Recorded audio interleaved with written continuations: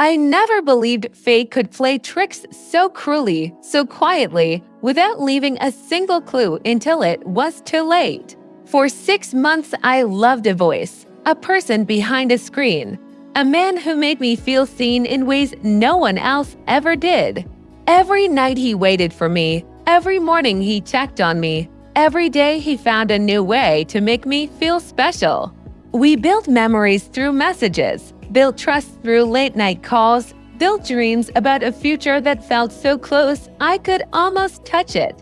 And yet, for 6 whole months, I never knew that the man I was falling in love with lived just a few feet away from me, close enough to hear my footsteps in the hallway, close enough to pass me in the elevator, close enough to know the sound of my door unlocking, close enough to know who I was before I ever knew him. It began like every modern love story does accidentally.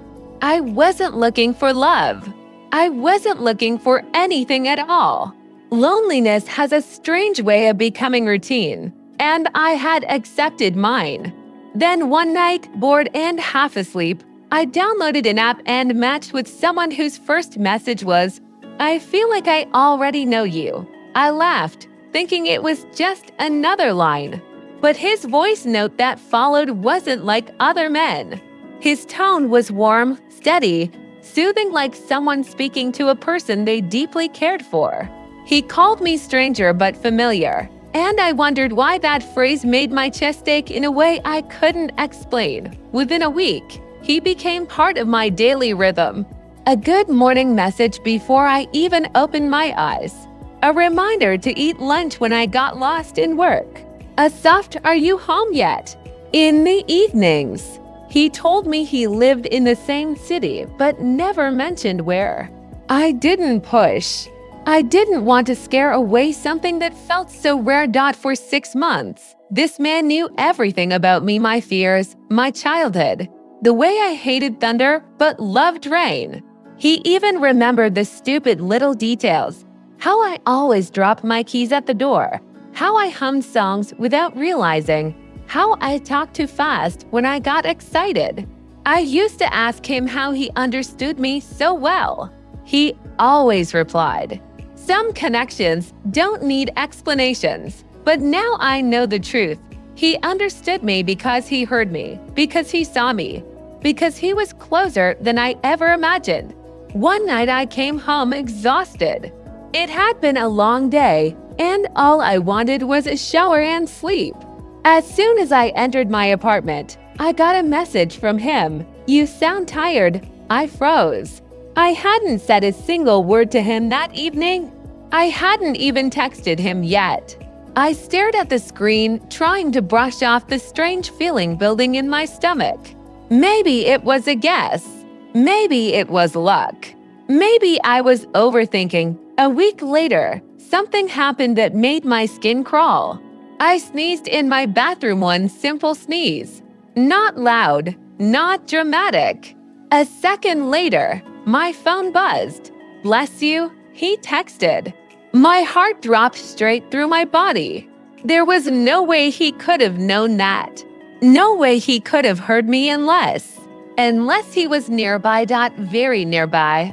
I didn't reply. My hands were shaking. My thoughts tangled in fear. My breathing grew uneven. I walked around my apartment looking for something, anything that could explain it. Open windows, thin walls, a glitch. But my apartment was soundproof, completely soundproof. No one should have been able to hear me from outside. And yet he had. The next morning when I left for work, I felt someone watching me. You know that strange prickle at the back of your neck? That invisible weight. I felt it. And as I walked toward the elevator, I heard a door quietly click shut down the hall. I turned just in time to see a shadow disappear into apartment 6B right next to mine. That evening he texted, "Did you get home safe?"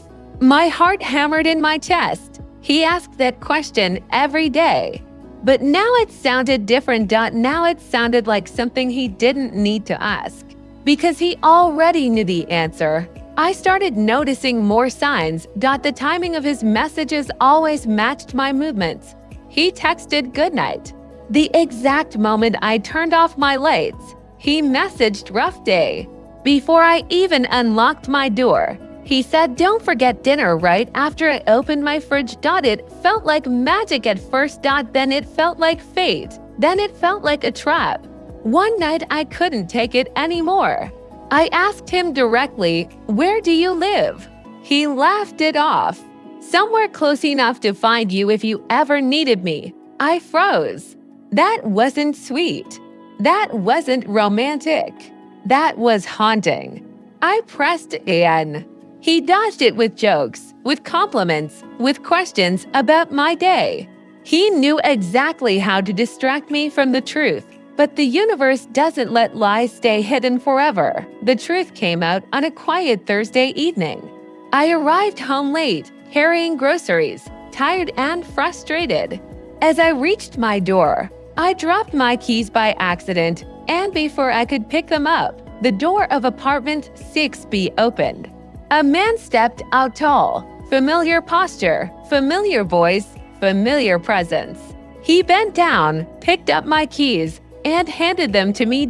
And the moment he said, "Rough day," I felt my heart collapse inside my chest. It was him. The man I loved, the voice I spoke to every night.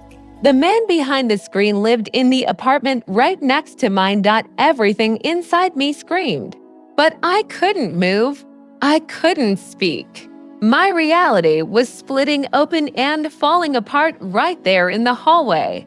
He smiled softly. The same smile he sent me in pictures. "You finally know," he said quietly. I was waiting for the right moment. The right moment. 6 months of secrets. 6 months of listening. 6 months of watching. 6 months of hiding 3 steps away from my door.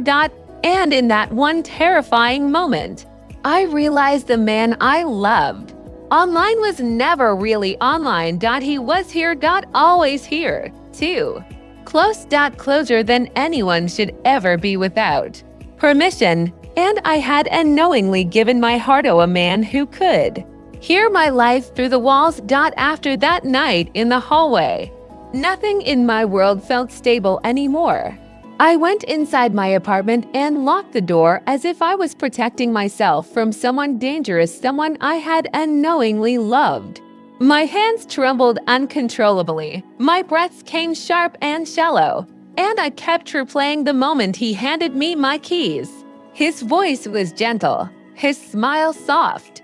But now every familiar thing about him felt wrong, tainted, twisted by the lie that carried our entire relationship.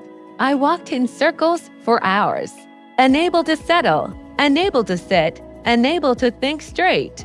How do you process something like this? 6 months of love suddenly turning into 6 months of surveillance. 6 months of romantic talks suddenly turning into 6 months of him listening through walls. 6 months of trust suddenly becoming a trap so close I never saw it coming. The questions tore through me without mercy. I wanted answers, but I feared the truth more than the lies. I wanted distance, but he was only one thin wall away. Around midnight, my phone buzzed. It was him. "Are you okay?" The message read. My stomach twisted. He shouldn't know if I was okay. He shouldn't know anything about me beyond what I willingly shared. But now he knew more, much more. And I felt exposed in my own home, as if the walls had become windows and my life had become something he watched whenever he wanted to. I didn't reply. After a few minutes, he sent another message. "Can we talk?" I stared at the screen for nearly half an hour, torn between fear and curiosity, between anger and heartbreak. And then, as if he sensed my hesitation through the silence, he wrote, "Please don't be scared of me." That made my skin crawl. Fear wasn't something you cured with words. Not when you were the reason for it. I put my phone face down and tried to sleep, but I kept hearing every small noise from the apartment next door. A drawer sliding, footsteps, a soft thud. Maybe it was normal. Maybe it was nothing. But now every sound felt like proof that he was too close, too present, too woven into the fabric of my life without my permission. I barely slept that night. Every time I closed my eyes, I imagined him standing behind the wall, listening, waiting, watching. The next morning, I left for work early, hoping to avoid him, hoping to outrun the ache in my chest. But as I stepped out of my door, his door opened too. He stepped out as if he had been waiting. "Can we talk?" he asked, his voice soft. I felt trapped in the hallway between the place I lived and the man I no longer recognized. "I don't want to talk right now," I said quietly. He nodded slowly but didn't move aside. "I didn't tell you because I thought you would think it's weird. I didn't want to scare you." I laughed, but not because it was funny. "You think this is better?" I asked. "You think hiding in the apartment next to mine was the right choice?" He looked down, his jaw tightening. "I moved here because I wanted to be close to you," my breath caught. That wasn't sweet. That wasn't romantic. That was obsession wrapped in tenderness. "We weren't even talking then," I whispered. He looked into my eyes for a long moment. "I knew he would," he said softly. That single sentence felt like a crack in the floor beneath me. He knew before I knew. He planned before I planned. He watched before I looked. It wasn't fate. It was intentional that I walked past him and left without another word. All day at work, I felt his presence like a shadow I couldn't shake off. I felt watched even in crowded rooms. I felt followed even when no one was behind me. When I got home, I hesitated before unlocking my door. I didn't want him to hear it. I didn't want him to know. I turned the key slowly, quietly, as if I was hiding in my own life. But moments after I entered my apartment, my phone buzzed. "You're home." My knees nearly gave out. I hadn't made a sound. I hadn't sent a message. But he knew. I didn't reply. My heart pounded painfully. I placed my phone on silent and sat on the floor, hugging my knees, trying to gather myself. I needed space. I needed clarity. I needed answers I wasn't sure I wanted. So I texted him one sentence: "We need to talk, but not here." He replied instantly: "Anywhere you want." I chose a cafe 2 blocks away. Neutral ground, public, safe, or as safe as it could be under the circumstances. When he walked in, he looked nervous, not dangerous. Familiar, not threatening. And that was the problem. It's hard to fear someone whose voice once tucked you into sleep. It's hard to hate someone who once made your loneliness feel small. He sat across from me, hands clasped, eyes soft, shoulders tense. "I never wanted to hurt you," he began. I didn't say anything. He continued, "When I saw you in the hallway months ago, something about you." His voice trailed off. "I knew I had to talk to you, but I didn't know how. I didn't know if you were single or open to meeting someone." My chest tightened. "So you made a fake profile?" I asked. He shook his head. "No, my profile was real. I just didn't know how to tell you that the girl I liked lived next door. But you knew me before we matched." I asked. He hesitated. That hesitation answered everything. "You watched me." My voice was barely a whisper. He swallowed hard. "Not watched. Not like that. I noticed you."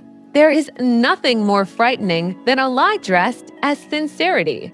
"You listened to me through the walls," I said. "You knew things you shouldn't have known." His eyes lowered. "The walls are thin," he said quietly. I didn't mean to listen, but sometimes I heard you cry. Sometimes I heard you laugh. Sometimes I heard you sing, and I fell. Before I even knew your name, his voice cracked, and I saw tears gathering in his eyes. I fell for you before I met you, and I just wanted to talk to you without scaring you away. Part of me wanted to believe him. Part of me wanted to scream. Part of me wanted to run. Part of me wanted to stay. That's what emotional confusion feels like, love and fear blending until you can't tell the difference. But then he said something that froze me completely. I only moved here because I wanted a chance to know you. My heart dropped. You moved next to me on purpose. I whispered. He nodded, eyes glistening. I found an ad for the apartment, and I took it because I felt connected to you. Because I thought we were meant to meet, as if destiny was just another word for intrusion. As if love could be built on knowing someone's life from the other side of a wall. I felt the pieces of my trust breaking, falling, scattering where I couldn't ever pick them up again. I stood slowly. I need space, I said, voice trembling. His face twisted with desperation. Please don't leave like this. But I already was. Not physically, emotionally, mentally, my heart was stepping away from him, one painful inch at a time. When I got home, I locked my door not out of habit, but out of fear. For the first time in 6 months, I realized I didn't know the man behind the voice. I only knew the version he wanted me to see. And the truth was waiting for me, sharp and cold, on the other side of a thin, fragile wall that separated love from danger. For the next few days, my apartment no longer felt like home. Every sound felt like a warning. Every footstep in the hallway felt like a message. Every vibration of my phone made my heart jump the way someone flinches after a burn.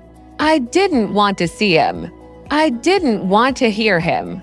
I wanted silence, space, distance, something he had already broken without touching me. I could feel him through the wall the way you feel heat from a fire you're afraid to approach. Too close, too consuming, too dangerous.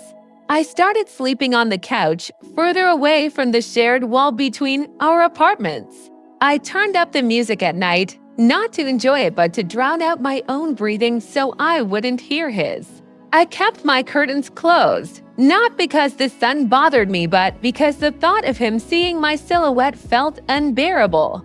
I didn't cook. I didn't clean. I didn't do anything except sit on the floor, hugging myself, trying to understand how someone who made me feel safe could become the source of my deepest fear. People talk about heartbreak like it's always loud crying, screaming, breaking things. But mine was quiet. It felt like drowning in slow motion, like being pulled underwater by someone you trusted to keep you afloat. I didn't cry. I didn't scream. I shut down, completely died on the third night. He slipped a letter under my door. The sound of the paper brushing against the floor made my stomach twist. I stared at it for almost an hour before picking it up. His handwriting was shaky. The note said, "I'm not a monster. I never meant to hurt you. You were my light in a very dark life. I didn't know how to reach you any other way. Please talk to me." I folded the letter and put it away. I couldn't throw it out. I couldn't keep it close. It sat on my dining table like a ghost that refused to leave. The next morning, I made a decision. I needed answers from someone who wasn't him.